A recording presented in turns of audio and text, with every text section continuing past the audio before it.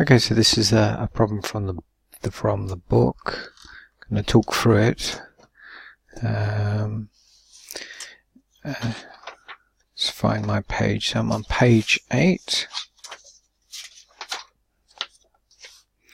and we're being asked to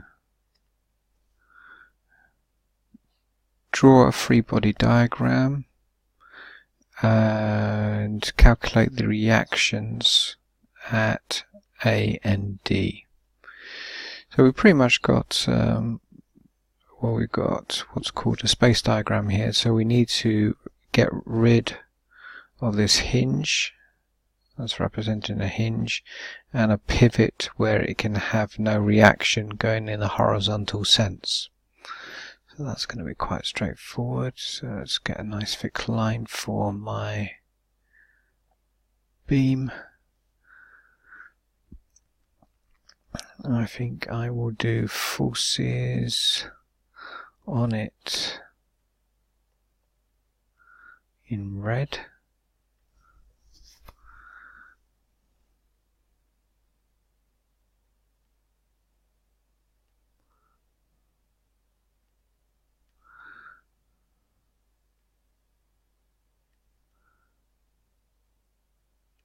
Okay.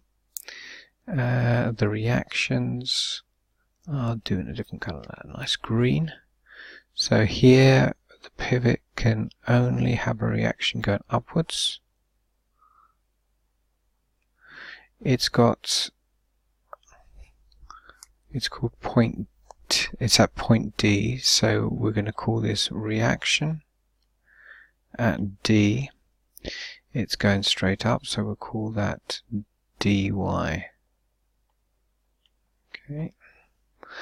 This one here is a hinge, so we can have a reaction in horizontal or the vertical sense. So that's going to be RAY. Convention is I'm always going to take my reactions to be pointing upwards, even for a hinge. However, for hinges we might get negative answers, which is fine. And here we have RA. So start off with labeling the location. Yeah. So we're at A, and then the coordinate RAX. Okay. So you would want to draw in lengths and things as well. So we have 1 meter there, 2 meters there. I haven't done this terribly well to scale. 1 meter and 1 meter.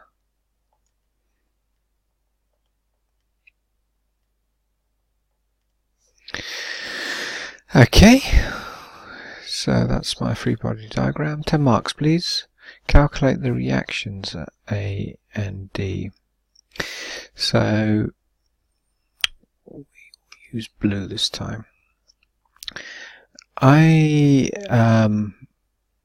tend to take moments first.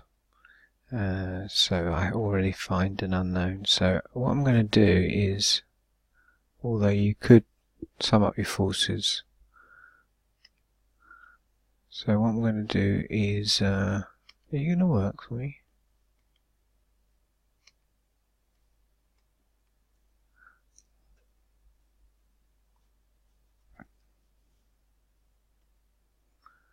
Don't know, there's a problem there. So I would sum up moments, and I will take them at the hinge. Okay, the book isn't doing this. It's taking forces first. So I'm going to take the moments at A. So the first, and I'm going to label this up that if A is going clockwise, well, that's going to be our convention in the course always. So if A is going clockwise, that's going to be a positive moment. So that's my at symbol, that's my location A, and positive will be clockwise. So the first length I can see is from here to here. Okay, so that is a length of 1. And the first force I can see is this 10, which is going straight downwards. So the first moment will be 10 times 1. It's going to be a positive, so we can emphasize it by putting a plus at the front. Next moment I can see is this one here. So the distance to get from here to here is 3 meters. It's 20, it's going downwards, it's going in it will make a moment going in a clockwise sense. So that will be plus 20 times by a distance of 1 plus 2 is 3. Okay, then the next one I can see is this reaction force, which will be going in the opposite direction of clockwise. So it's minus. With reactions I tend to put the distance in front. So we've got 1, 2 and 1. So we've got a total of 4 meters to get to it. So 4 times r dy. Okay, and then we've got the last one at the end. So that is, we've got a force 5, it's going to give me a positive moment, and it's a distance of 5 away as well. So there we go. So let's rearrange this equation. So we're going to have 4 r dy like that. So what you could do is you could imagine that this term here is going over to the right hand side, and then we sort of flip them around and keeping my unknown on the left.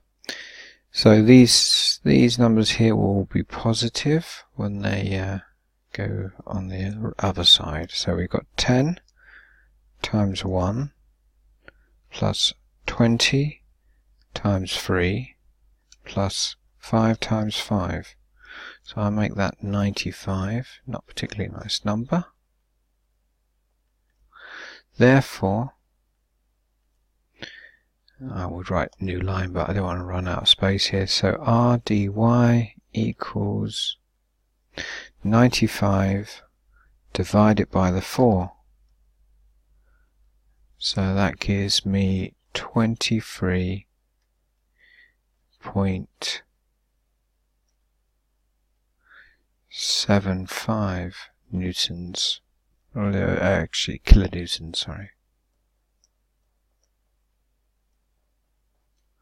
Okay, try not to forget your units. Right, so we've already solved one equation, and in fact some people take moments at other points, but we should really be looking at forces.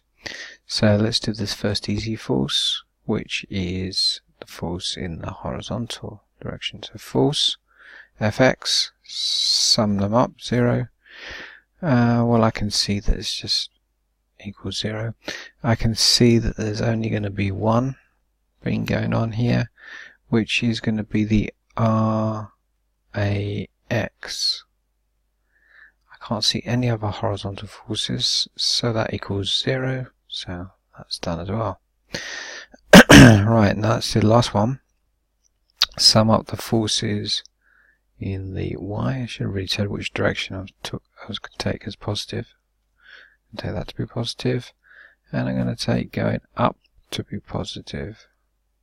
Looks more like an umbrella than an arrow. There we go. So sum up the forces in the y direction. So that means that Ray is positive. Now for this, go back to your original diagram and use that when you add up your terms. And the reason for that is because you might get method marks if you go wrong later.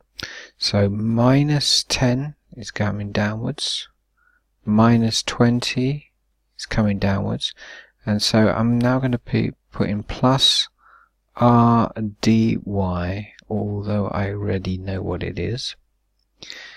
and then -5 coming downwards. And then the next line I could substitute it in if you want. So substitute in for next line. Substitute there. Okay, so we end up with RAY equals 10 plus 20 plus 5, take away the RDY, so that's minus 23.75. Okay, so you see you put the 23.75 in there, and when that goes over to the right hand side, that's going to become a negative. When that goes over to the right hand side, that becomes positive, positive, positive. So let's put this into my calculator.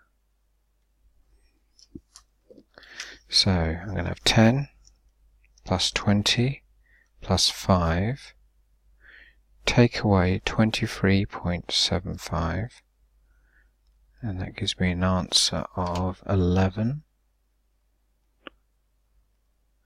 Oh no, don't do that, please. 0.25. Okay, so that is also going to be kilonewtons. So I've solved all my reactions. Next thing is to look at the book and see if I got it right. Yep, so that's all good. Okay. So that's it. That's the job done. Have a look at the book, see if that makes sense, what I've done there in this video.